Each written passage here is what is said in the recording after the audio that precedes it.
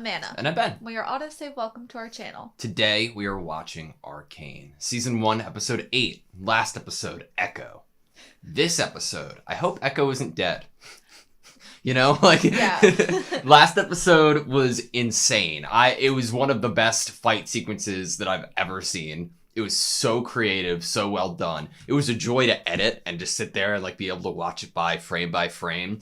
And I really hope we get another fight sequence with Echo going forward. And I'm scared that we won't because I'm scared that he's dead. I don't think Powder's dead, even though that's the last shot we got and we had the clock ticking down and stopping. There's no way, right? Right. I mean, either it was trying to show us, they were showing us her body, but they weren't showing us Echo's body, and they showed us the watch instead. I really do not want Echo to be dead. Because last episode was my favorite of the episodes. I'm pretty sure last episode was my favorite of the episodes. But it does kind of work narratively for him to die there in this kind of last stand, keep her away from Vi and Caitlin so that they can continue on with what the current mission is. I'm hoping it's more like prisoner. Echo's a prisoner now or something rather than Echo's dead. But the person who's definitely dead is Marcus. Yeah. That surprised me because I don't know. I actually really enjoyed, I guess, Marcus as a character. The choice in how they ended him in the show narratively, it felt like unfulfilling, which I think it feels perfect. real. Yeah, it felt perfect for him to have that kind of unfulfilling death where he's not going to be hoisted up as a statue. He didn't die valiantly. He didn't what's the word? He didn't go back on his bad choices and make a gigantic sacrifice to redeem everything. He didn't get to be redeemed. But he didn't get to make some type of final stand against Silco. Because looking back on the character and what we've got of him, I don't think he needed to necessarily be redeemed in a grandiose type of way, because think of the actions he took. He didn't just throw Vi off of a bridge and have her killed. He put her in a way that which in Silco a place wanted her to be dead. Yeah, and he kept her alive, you know? He didn't think that anything was going to come of it, and saving Vi and her to break out later via Caitlin, but I think it totally fits with his reaction to Silco's treatment in so many episodes ago when he's like, wait, I didn't know we were killing people. Yeah. You know? And Vander, during that whole scene where he picks up the bloody coin, he didn't realize that there was going to be that amount of violence, I don't think. I think he got a little in over his head, and I think that he was a perfect through line to us as an audience to let us know that this world is pretty overwhelming and it's very complicated, and if you get into the wrong kind of schemes or dealings with people, then it can easily turn out bad for you. He in an unexpected way. I think he totally underestimated what would be the repercussions of working with Silco. It's interesting because it wasn't the direct, I don't know. It sucks because I wanted to see more of him because I just liked him, and his voice actor is pretty good too. But I also really want to see more of Silco and Powder's relationship, because that's another can of worms that I need to open, because it's such a complex relationship that they have, that it's both fear and love and I don't know. There's this similarity connection. They both felt betrayed and left at certain points. That almost probably felt like a sibling to them. I mean, I feel get that triangle in a room. I don't know what that would be like. Silco, Jinx, and Vi in the same room. We don't know what this is going to mean going forward for another fan favorite character. Victor. I'm scared. He's been writing runes on his legs and is about to be using the shimmer with the arcane. And I don't know if this means he's going to be normal, like we were talking about, or like, oh yeah, Doc, how am I looking? Oh, you're all cured. Or if he's gonna be some type of reborn magician, like we might have alluded to. I think it was in episode 5 or 6 when we had the tarot cards being placed down. Yes. And then also, remember when Heimerdinger saw the plant? Yeah. After Victor was like experimenting with it? And we saw this shot of this person like in this beam of light. Mm-hmm. Honestly, I think that I was feeling like that Victor isn't returning to normal life after episode 7. I just don't want him to, like, I don't want Victor's mind and like morality and conscience to be like twisted. And even like, I love it so much. He's one of my favorite characters, and I don't want to see him like turn to a side that isn't true to him because of like Shimmer and, you know, other forces at play. But that happening to him, isn't it the perfect catalyst to have a major action and reaction from Jace? Yeah. Because honestly, is it enough to have Caitlyn and Vi come to Jace now and have him act? You're right. Possibly not, because he's still in this, I'm a counselor and I have to kind of like figure out how to work with all the moving pieces. You think Jace would feel somewhat responsible? Not that, I'm not saying that he actually is, but do you think he'd feel like, what? Oh my God, I was paying too much attention to being a counselor rather than focusing on you. The friendship responsibility. He's like a brother. The care responsibility. Yeah. Responsibility. Like, this was a person that I love and care for, that I should have been paying more attention to. Maybe I could have stopped this. Maybe I could have protected them. Maybe I could have been a support to them. Maybe I could have helped him figure out a better way to go about this. Yeah. I don't know. One of my favorite moments of this entire series, honestly, was that tense moment in between Victor and Jace with the defusing of Powder's bomb. Mm-hmm. I thought it was beautiful. I'm really enjoying this show. I don't know. I think that there's only a few episodes left. What, 2? I will be so sad. Yeah, we've both been like addicted to this show really and talking about it in the car, but I don't know. All right, you ready? Yes. Sweet. I'm gonna miss this. It's so cute. It's the first time I've been an unironic fan of Imagine Dragons since like 2011. Medarda as a kid? She did just get that letter. When I was 10, he offered me a gold coin for every blade I retrieved from the Fallen. He wanted me to know death. Kino says war is a failure of statecraft. Your brother thinks he can talk his way out of anything.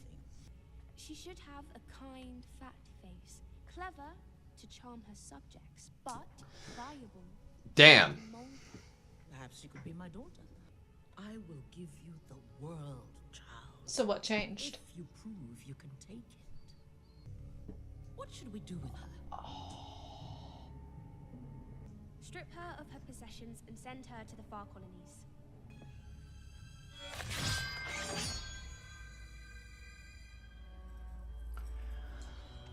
Damn.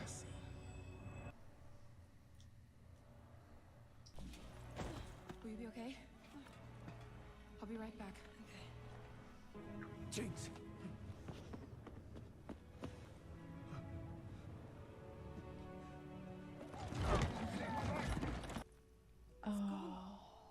Wow. How even?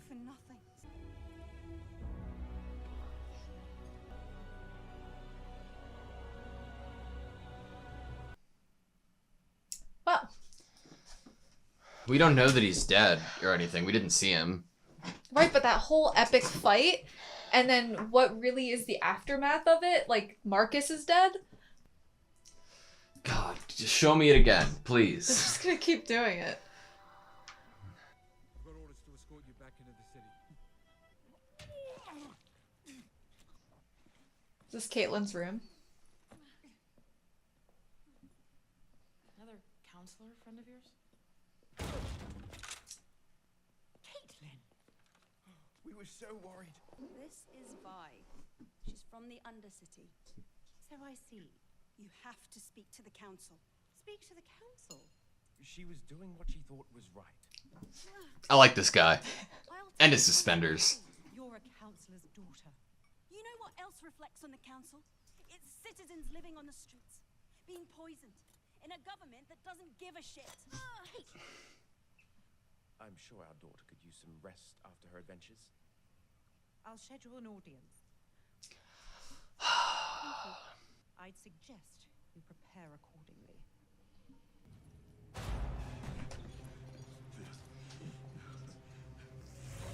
Silco knows him too? Yeah, we got that last episode. Yeah. Or no, Heimerdinger has a connection there. I believe I can save her. Sometimes death is a mercy. She can take it. Are you prepared to lose her? James. I don't think he is.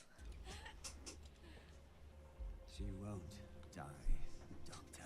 Please understand this is for your own sanity. A sedative for him? I too once had a daughter. You're a scary lady. Run a tight ship, don't you? Except it's not your ship. Undermine Silco by making a half-ass play of my ego? Damn. Do you, Finn? The Undercity is devolving into chaos, and somehow I get the feeling he's not Whoa. in bookshits. You aren't the only one. Has like an F on it for Finn. Performance. There's bigger fish than Silco.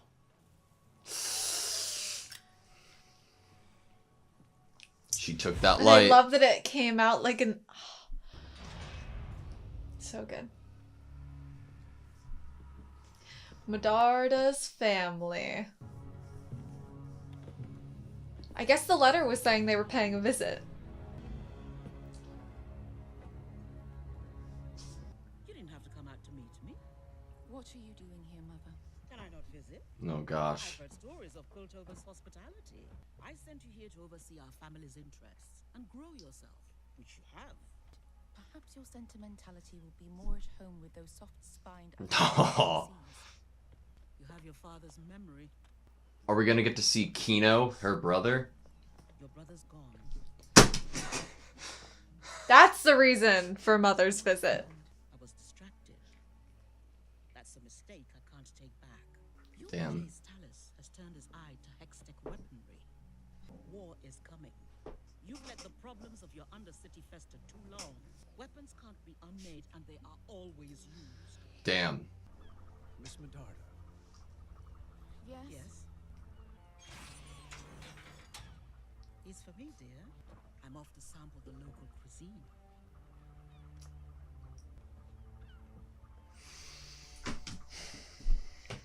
I love this world so much. We'll present our case to the council. You did all this yourself? Without even going down there? Oh, it's still all out on the floor. Her parents didn't mess with it. I love them so much. Me and Powder used to share a bed like this. We played a game where we pretended to be bigger and bigger monsters. I'm a slug monster with venom for ooze. Well, I'm a slug-eating crab with razor spikes. Sometimes I'd get carried away and she'd get scared. I pretended to chase my own monsters away. That's it. Chills. Get you when I'm here. And I just ran away. Oh. Oh my god. I left her. What a transition. Wow. I love that they use the fact that Jinx and Caitlyn both have blue hair. Yeah. They've done it more than once. I'm so sorry, Powder. Your sister is Jinx. Oh shit. I understand this must be afraid. It will only get worse. Silco's waking up. Whoa, I like how the blood's coming off into the water stream. Oh, that's still blood on it? I saved her life. Heimerdinger went to the Undercity?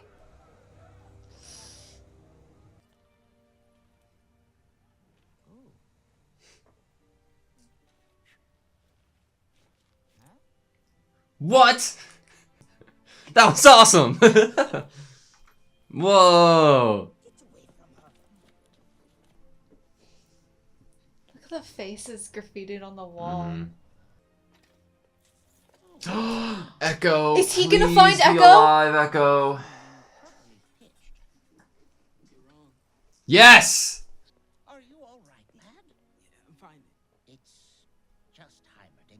God, I'm so happy that they found each other. I wanted to offer my assistance to the citizens of the Undercity, but seems I'm unwelcome. You don't even know. What is it? We're having the exact same day. Look at all the Do scars. they teach military history at your academy, Mr. Tallis? Oh my God. Blindfolded. What imagery. Holy shit. Oh yeah, the mural behind her. Somehow I doubt he ever tried this. You're Mel's mom. Among other things. Mama Medarda. I do have other matters, so if you'll excuse The me. threat of the Undercity is real. Your leadership is impotent. So thank you for your advice, Mrs. Medarda. But I have a city to run. Wait.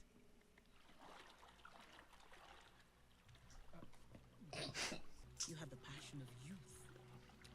I have experience. I fear you'll end up like General Parlek, slaughtered with your eyes closed. God, she like demands attention. She does. We need to act before anyone else gets killed. It's not what they offered him. It's what he had to Oh my God. She risked everything to show me what life is really like down there. People are starving, sick, ravaged by Shimmer. One man leads these efforts. We've done investigations of Silco. They yielded no such level of organization. And who led these investigations? What about these? Do you know who made them? No. Well, Her name is Jinx. This Holy Jinx has the shit. gemstone. Then we have to go in by force. That could trigger war. Even if we wanted to invade, they have Shimmer. We have Hextech. Oh no. We've been talking about talking for weeks now. Jace, you don't know war. I do. It must be our last resort. This is insane. Did you learn nothing? You can't talk to him. He will never back down. Please escort them out. Forget it. I remember where your fancy damn door is. I want Jason Vi to have a conversation. Really awesome of her mom to give them this opportunity. Oh, yeah. Though. Back where I came from? Seems like that's what everyone up here wants. I can fix this. You can't. This is how things are, how they've always been. I was so stupid to think it could change. We'll make a new plan. We have to try. It wasn't enough. Top side and bottom, oil and water. That's all there is.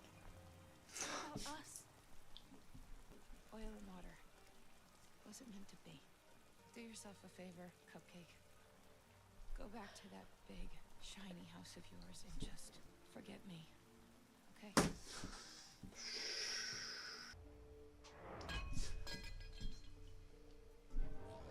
Oh my God. Oh my God. Wow. I was picturing more of a physical change, not this. Did he find some sort of balance? Oh. Wow. This music. Oh. I've been working on a private project for a couple of weeks now. Yeah? Miss Young. This guy's gonna walk in.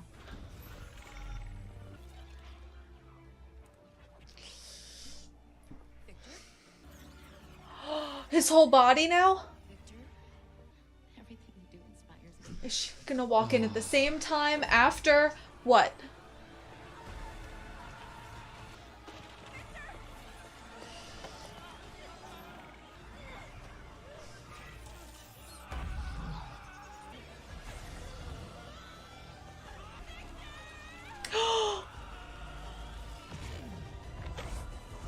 Oh my.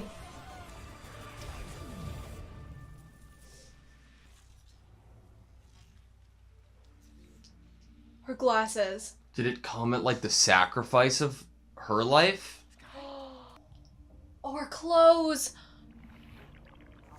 Look at how it's changed. It looks alive. It looks evil. It's like alchemy. Super cool. It's probably a hammer. Damn. You want Oh. to go pay for what he's done? Stillwater? No. I want to make Silco pay. I want in. There is no in. So Fuck the council. You said you were tired of doing nothing. I'm not a vigilante. No. You're a victim. This so people notice you when you raise your hand in the boardroom? Someone close to me had a pair of these. You're the first person Caitlin looked for when we made it to topside. You're the one she trusted to do something. Take out his manufacturing facilities. Hit him hard and fast before he can react. Can you do it without bloodshed? So, we got a deal, pretty boy? You wanted them to have a conversation. I know, but what would Caitlin think, you know? Are we doing it? Hit him hard and fast. Holy shit, that looks cool. Button.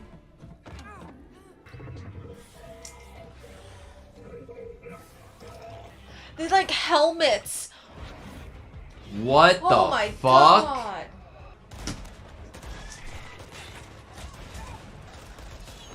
Jesus We Christ. need the firelights. Oh. Oh. God, looks this looks so- familiar, doesn't it? This On top song. of the bridge. Bye. Oh. Oh, that impact. Oh.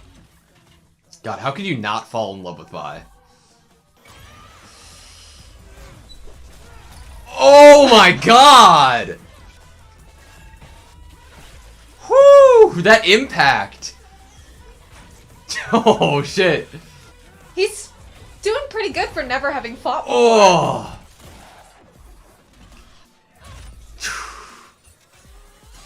Oh! Oh my god! Oh! The ribs!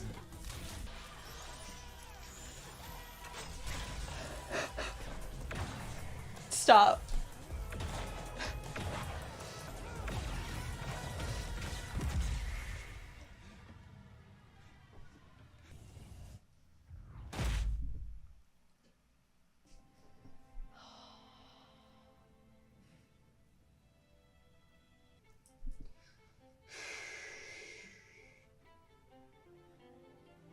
Are they all kids? Mm-hmm. Oil and water. Huh. What about blood and water?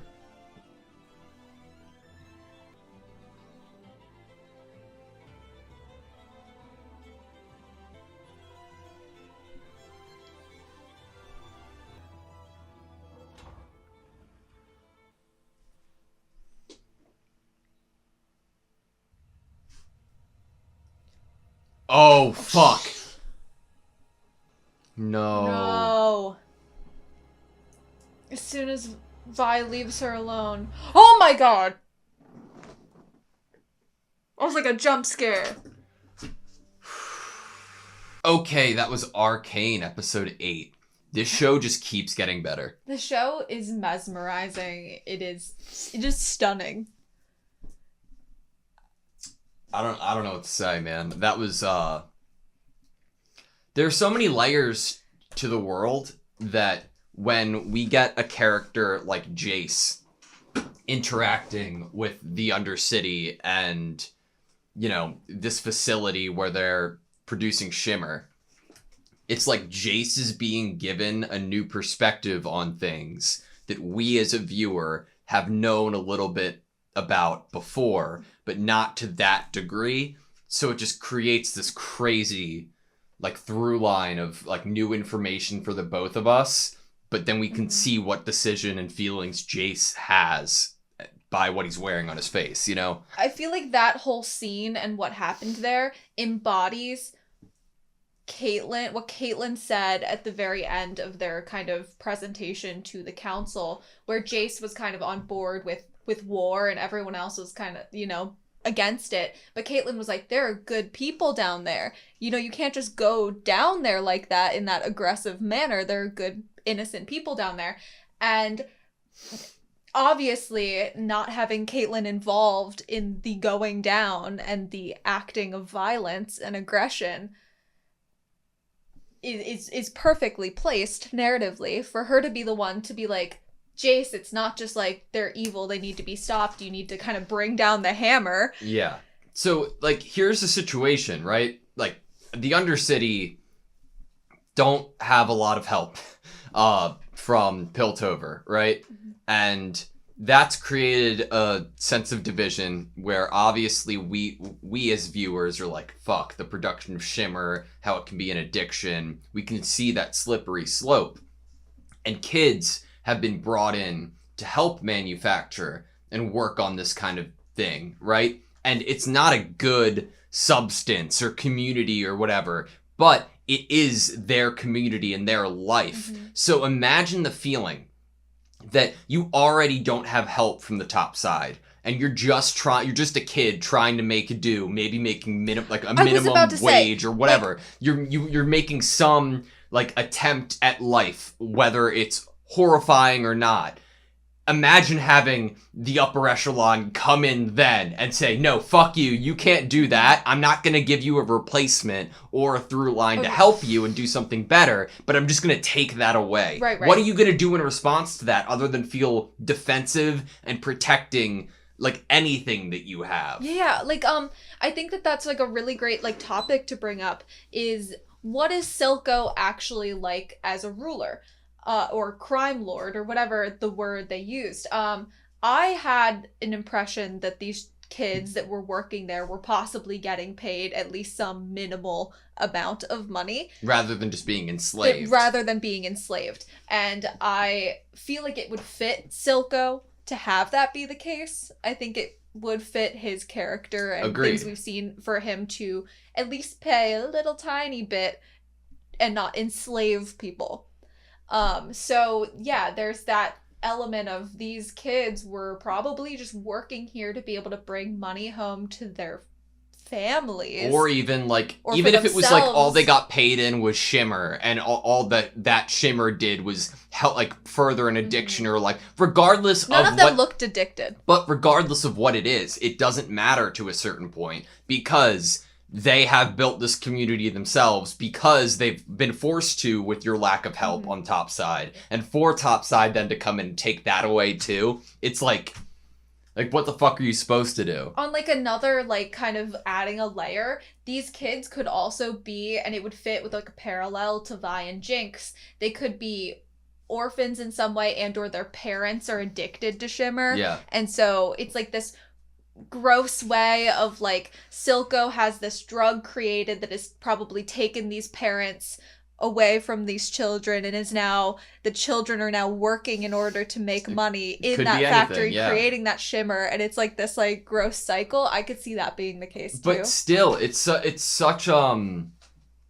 it's so hard to think through as a viewer, because we're being given that at the same time we're being given like the best action sequences in this show, and it's like the animation's incredible, and like the force of every hit is just so well done, and it makes the lighting.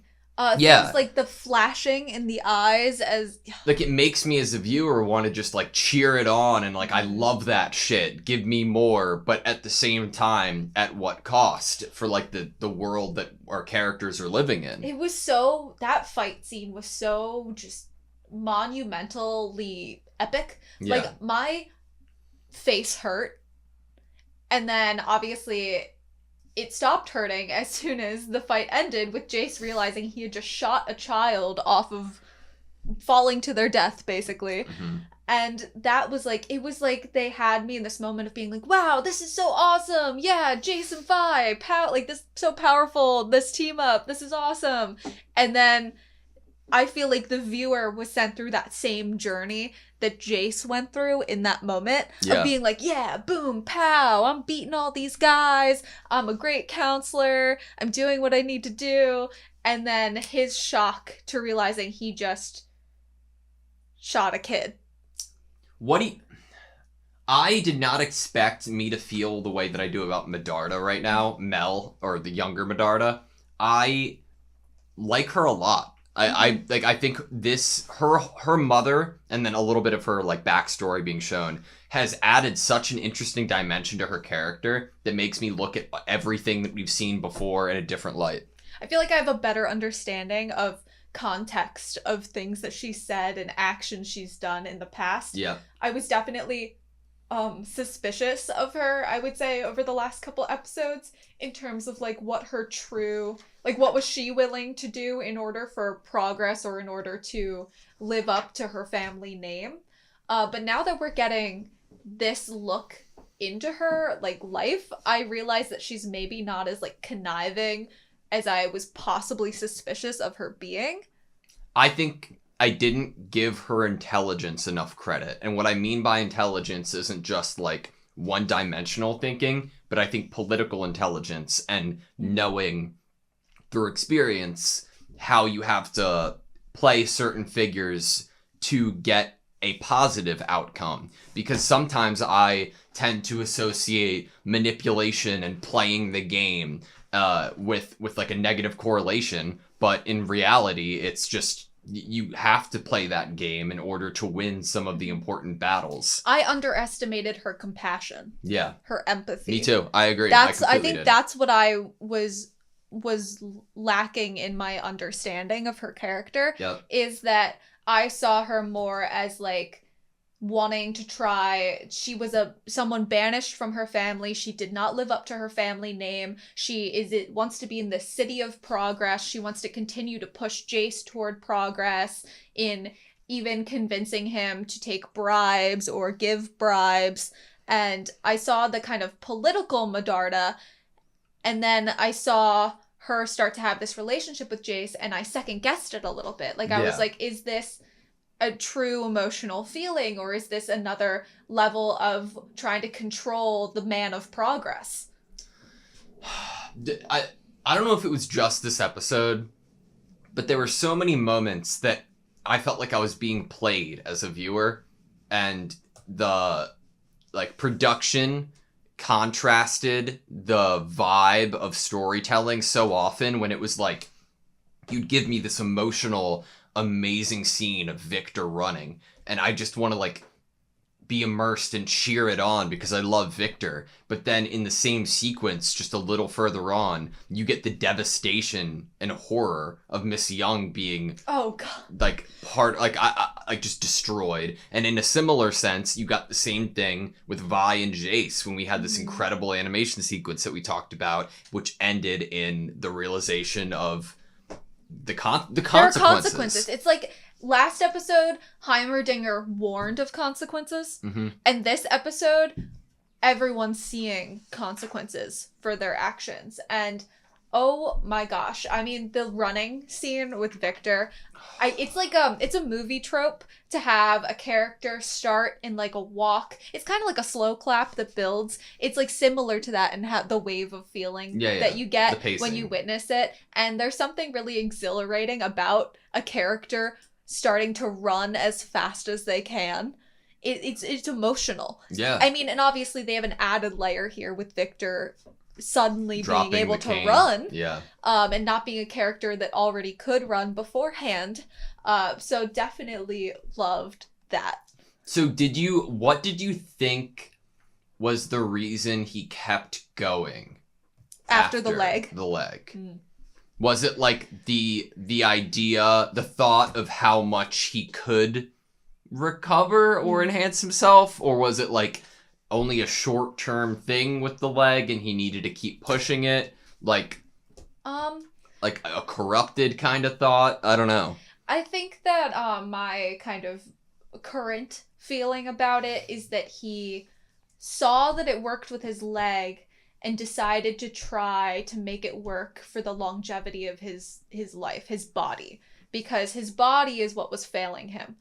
His leg, he was able to fix his leg, so I think he then turned his attention to the reason he was going to be dying soon, which was probably somewhere else in his body, probably more upper body, maybe heart or some other, upper part of his body. And I think that I don't see it as being like this kind of greedy energy of, oh yes, now I'm going to become this like ultimate thing. I saw it as this was a test he saw it worked, and then he had the confidence to try, okay, I'm going to try to make my body healthy again. Yeah. Did Victor have to give up anything? Or the first time for the leg? Yeah.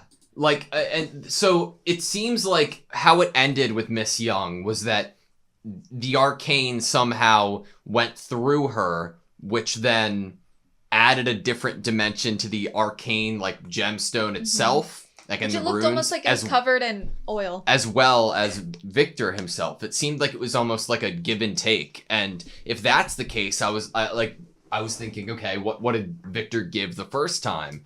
And I'm like, doesn't necessarily have to be anything. Does the arcane magic have this, like, corruption mind of its own that maybe Heimerdinger was hinting at, that it gave a little bit so that it could get you going with it, you know? Or it could be the whole, you give life, to give life, you have to take a life. Like, in order for the arcane to actually heal Victor's body, it needed to take the life source from someone else. It could be that, but I like the idea of the kind of mind of its own in a way that, like, get you to trust in it and believe in it, and then you end up getting greedy with it, and then bad stuff starts to happen. Yeah, it looked so different after Miss Young was, I don't know, destroyed. Eviscerated.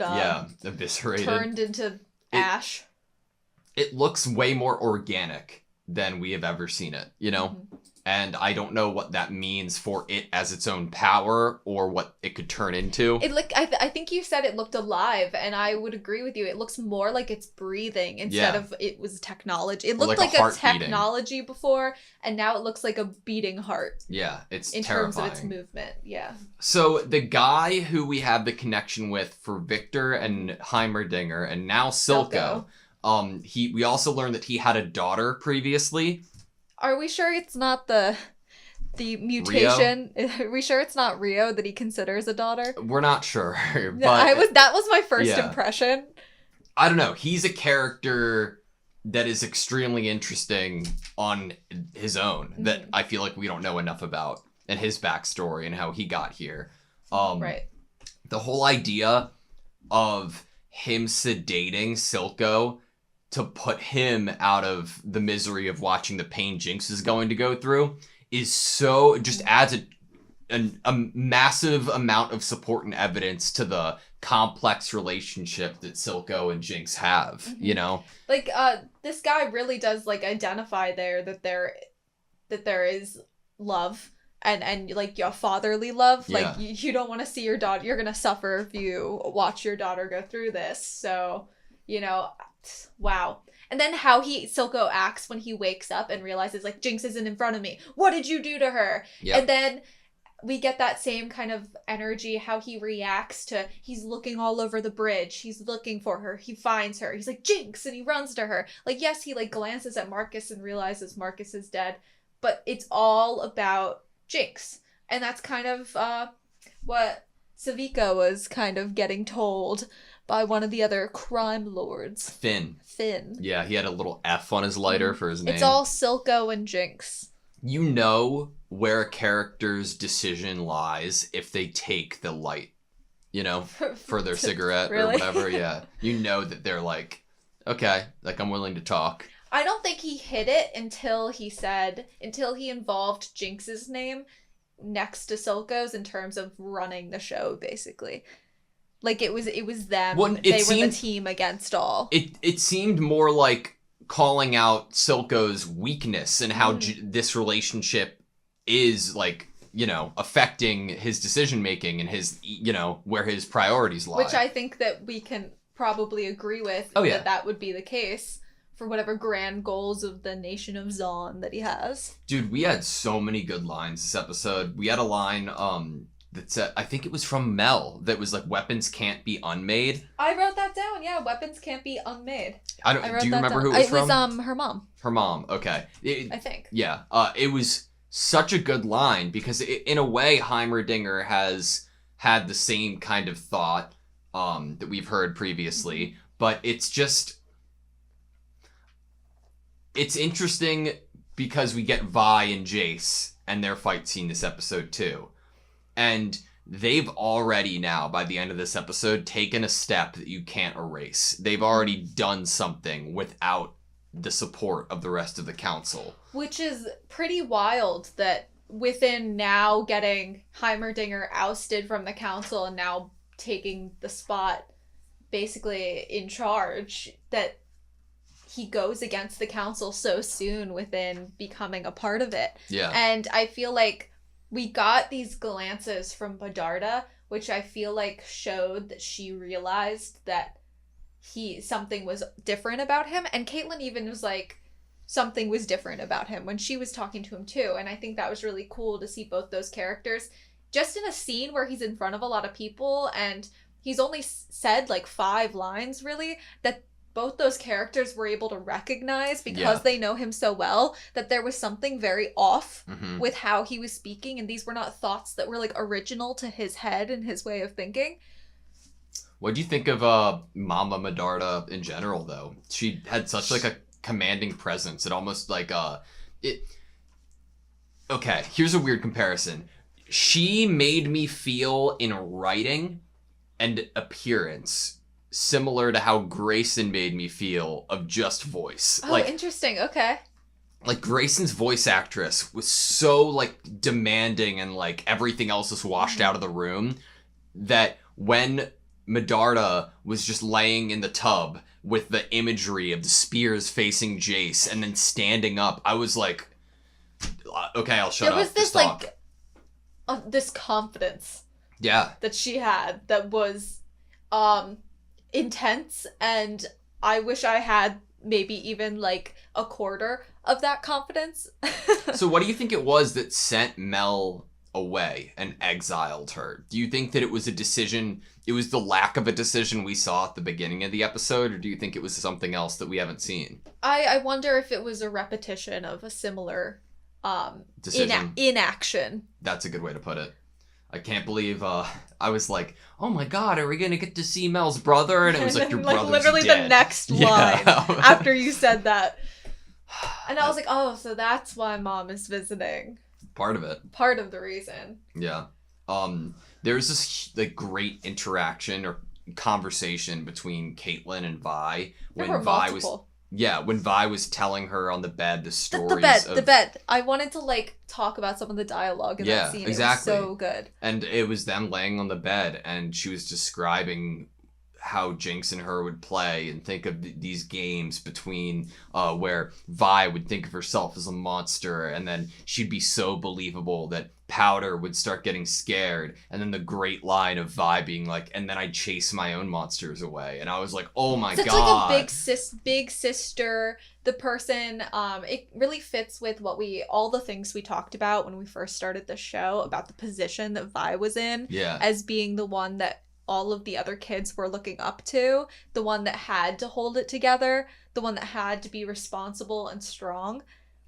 I cannot believe how far we've come since the beginning of the series. And how mesmerizing, other than like the convo in the bed, I loved. Obviously, oil and water, that hit. That was amazing. Mm-hmm. I loved that. But bringing that scene back in the end with the shower scene, there was something so mesmerizing about that last couple minutes with like the water and the rain droplets and the Vi, and as if she had just said that, and we're in water. You know what? And there was something so mesmerizing about the music. I think it was the editing. I think the thing that put it over the top for me in that sequence was like the reversing of the footage of Vi leaving and walking away. Yeah. It was like, I was like, holy shit, I haven't seen this before. This beautiful. Is like a creative choice that's like really cool. And it was great. See, I shorthanded it to beautiful shower. There you go. When you have to like write things really quickly so that you know what it was. Vi and Caitlin's relationship in the series has been something really fun to watch, but in this episode, like seeing it be given a little time to breathe and develop and then have the turn between Vi and Caitlin, it was really sad, but at the same time, it set up the pieces so well for the inevitable Caitlin alone and Powder / Jinx woke up and had that illusion or like, vision. We get that line from Caitlyn to Vi as she's walking away. Like, what about us? You know, us, the two of us. And we know from editing since Caitlyn and Vi met that there is this kind of parallel, this connection drawn between the two blue-haired characters and their proximity to Vi, their relationship with Vi. And in editing, they show that too. I mean, it was like where it should have been Caitlyn's face, because she touched Vi's face and we were close up, and you would have thought that you would have gone close up to Caitlyn's face, but instead it was Jinx on the table. And then to have Jinx start to see Caitlyn as being the reason of keeping Vi even further away from her, the replacement, the person enacting the pain to her in that scene. And then the last jump scare, last couple seconds of the episode.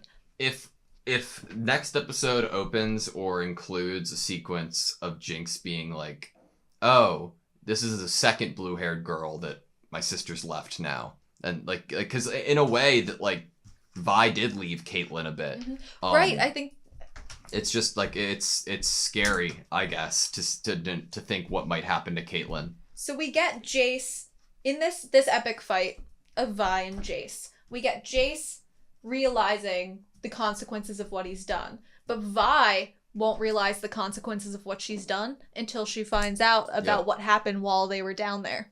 You know, it's because she, oil and water, we can't be together, walked away from Caitlyn, that she left Caitlyn alone and went off to do this with Jace. And Jace is now realizing his consequences, but Vi's consequences are going to be that she ran away from another person that she cared about, and then someone takes them, someone harms them. It's interesting to think back and think of Vander's character and how he almost just tried to make the most out of settling and not fighting, because at least in that instance, for a short period of time, there was some semblance of peace and family that stuck together. And Vi is pushing forward to try to make these changes and help everybody, or go right for the shimmer, right? Mm-hmm. But at the end of the day, don't you think that Vi could have some happiness in a perfect world of being content with just Caitlyn and Jinx or Powder, and not trying to change the world by doing these big things that are just going to end in losing people? You know, it makes you think about it. It reminds me, this scene and what happened here is exactly, oh my gosh, I can't believe I didn't even realize it before. When Vi walked away from Powder to go on that mission, and she was like, no, you stay home, you stay here. She had parting words, she left, and then Jinx came, mm-hmm. and everyone died, and everything that happened. We have a similar thing of Caitlyn kind of pushing someone away in order probably to protect them. She probably knew that she was going to go to Jace and that she was going to try to do something. And it could have possibly been one of those things where someone pushes someone away in order to protect them. Yeah. And then, obviously, consequences of those actions. I wonder what Jinx is now. Right, we see, a red eye. Yeah. I'm pretty sure.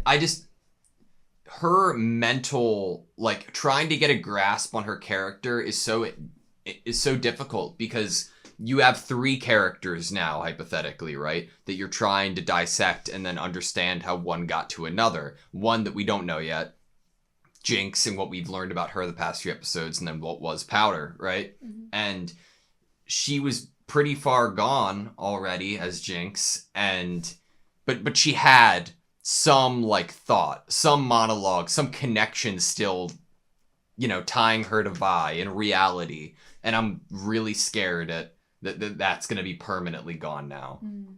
And we're just going to get Shinx, a shimmer Jinx now. I mean, is it really gone if she's now appearing behind Caitlyn? If she's seeing Caitlyn as being in the way between her and Vi, but then that's gone, she wouldn't be here behind Caitlyn. Well, we don't know that, because that's what I think, but we don't know what she's going to do with Caitlyn right now, or why, right? Is it is it like a emotional, like like I need to kill you to get closer to Vi, or I need to kill you and Vi? Like we don't know what her way of thinking right now is. What level is that now? I just realized that another connection between Caitlyn and Jinx that they did similarly is where they were wounded. Like, remember when Jinx was stapling her leg? Yep. And then in this episode, it's the thigh. I think it's even the same, possibly the same leg. I could be totally wrong. They could be looking at each other like it's a mirror. You know? Right. There's something really interesting that they're playing with. You're right. That's a good catch. I had like one last thing that I wanted to talk about, and that was parenting. That there's something I find really, I think it's a nice little touch for Caitlyn to have the parents that she does. I know that, like, when we're first introduced to her parents, there's this, like, kind of angsty, like, oh, they won't let her be friends with Jace because he got kicked out of school or whatever, you know, that sort of thing. And her mom's on the council, but there was something about this episode, and then I started to think back to some of the other actions of her parents where she wanted to be an enforcer, and they let her be an enforcer, but they kind of wiggled their way in where she wasn't on very important jobs or very dangerous jobs. Yeah. And there was something very, like, loving about that. Obviously, it's not great that they did that, but there's love there and support there. But how they react to her coming home, and they're just so, like, loving and supportive to her coming home. Oh, yeah, the dad especially. And, like, willing to, like, listen to her and sit down and have a conversation. Like, family meeting conversation, picking, like, the shards of the butterflies out of her leg, and the mom being willing to set up a meeting. And then the look that the mom gave to Caitlyn after this meeting didn't really go how Caitlyn wanted it to go. There was a meeting of, like, you tried your best. Like, you gave it a good shot. I'm sorry. It was by both of them, too. It wasn't even just like, there was movement. There was, like, an acknowledgement of, like, you did good. Like, you tried, and thank you for giving me this opportunity. Yeah, there was an acknowledgement there that I think I really appreciate the little touch of this parenting family connection. I think I like it even more when we know about Medarda and get Medarda's mom in this episode too. So there's something I really appreciated about that, and it made me go back in my head and appreciate some of the other instances of how Caitlyn's parents acted. There's so much trust there. Like, okay, I'm a counselor. My daughter, who has never been to the Undercity, I just walked in on her injured in her room with a stranger from a prison from the Undercity.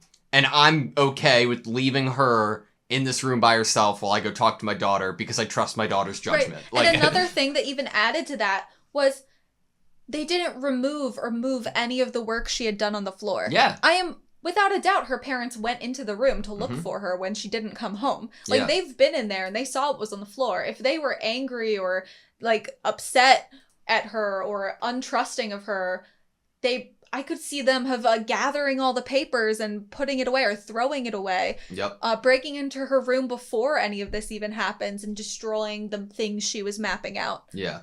But they kind of gave her. It's funny because there's this dynamic of giving her a little bit of independence, but still being like, ooh, but I want to keep you safe and close. Yeah. Yeah. And I just really appreciated the dynamic that they had built with some of the parental connections. What do you think is gonna develop between Echo and Heimerdinger? I'm so glad that Echo's alive, and I am so glad that is a friendship that we have now. I think Echo said something to the effect that him and Heimerdinger tried to do something similar in the last episode, or even in the beginning of this episode was Heimerdinger's actions, that they both were trying to reach out a hand to the opposite world, basically, and were rejected or unwanted. And so it leaves them in this place of being similar, this, I guess, a team up of some sort. I don't really know what it would equate to when it was Echo and Vi and Jason Heimerdinger, but now it's Jason Vi and Heimerdinger Echo, and I'm not really sure how it would work or what influence or actions they would actually be able to take. Yeah. Honestly, Heimerdinger and Echo could possibly have to deal with the aftermath of what Jason Vi's actions were in this manufacturing facility at the end of this episode. Echo might have to take in those kids, something like that. I think that you give Heimerdinger a hoverboard. You get him a getup, like he has like a mask and like a suit and everything like that, and he just kicks ass. Where is Heimerdinger's pet? That's the real question. Probably safe. Hopefully. Yeah.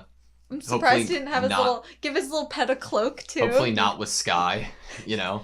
I wanted to talk about like 2 more things, and they're short and small, or 3 more things. One of them is how dirty they did Sky with the sound effect of her dying. I wanted to like listen to it one more time to make sure I wasn't like hearing things. Like it's like a plop. Wisp, like a flip. Yeah. You know, like disappearing. It reminds me of like when I don't know what it's from, but sounds of like teleportation or something like that. Like it almost reminds me of when like ships arrive in the Hextech. It reminds me of a bubble popping. Yeah. It's like just a bubble, and it's like, and that's like, I was like, oh, what the fuck? Like, I wonder if it like teleported her somewhere, but obviously we saw all of her ashes and her destroyed clothes. Yeah. So probably not. So that was something I thought was funny. What is it that she wanted to tell him? She was really working herself up to like She tell was inspired him. by him. She was inspired. I know. By I him. hope that we see what was in her book and that wasn't destroyed too. I feel so bad. Oh, I could totally see that. Yeah. I could see Victor, like, I mean, depending on what he's like after this, she had all her paperwork and stuff. I could see him maybe looking at it, and maybe she thought of something brilliant. Maybe whatever she thought of is like the balance or whatever is needed going forward. That would be cool. It would be cool. Vi had a really great impact shot in animation when she punched this dude, and it like instantly showed us just his ribs. Yeah. And like the animation in the show is absolutely incredible. I think typically I compliment it and appreciate the subtleties of the animation and art more than anything, but when they decide to fight, oh my god. Seeing like Jace and all of his movesets with the hammer and the choreography of Vi fighting with her, you know, gauntlets is so badass. Her breaking the blades off this whatever. And it's just it's so satisfying to watch. I think this is when we got her her rib punch. So cool. These Shimmer villains remind me of like Scooby-Doo villains. Like we're gonna just take the like helmet off and unmask them. It's cool seeing the technology in action, even if we know that it's bitter or bittersweet, depending on what side you lie. And my last thing was that during Caitlyn's shower scene, which is great, and was the ending of the episode, there was a really great song playing, and it was like mainly violin, and it was just beautiful, and I loved it. And Were the raindrops even reversed? Were the raindrops even reversed? Like when they show the close-up? It seemed like it. It seemed like maybe the shower was correct, but once it was on pavement, it was reversed. Yeah. So cool. Oh, I'm worried though. I'm worried about Caitlyn, dude. It all depends on what Vi's like right now, and we don't know. We have nothing to go off of. Yeah, sorry. Jinx is like right now. The only thing we have to go off of in regards to Jinx like mental state is that she left Silco before he woke up. Yes. That's all we have. Because as soon as she woke up, I mean, the person that she imagined enacting the pain on her was Caitlyn. So as soon as she woke up, I guess she wanted revenge. I don't know, but I'm excited and not excited to see Vi's reaction to realizing that she left Caitlyn alone, and it's possible that Jinx might kill Caitlyn. Yeah. All right, that's all I have you. Yep. Thank you guys so much for watching this video. Please like, comment, and subscribe, and we hope to see you next time.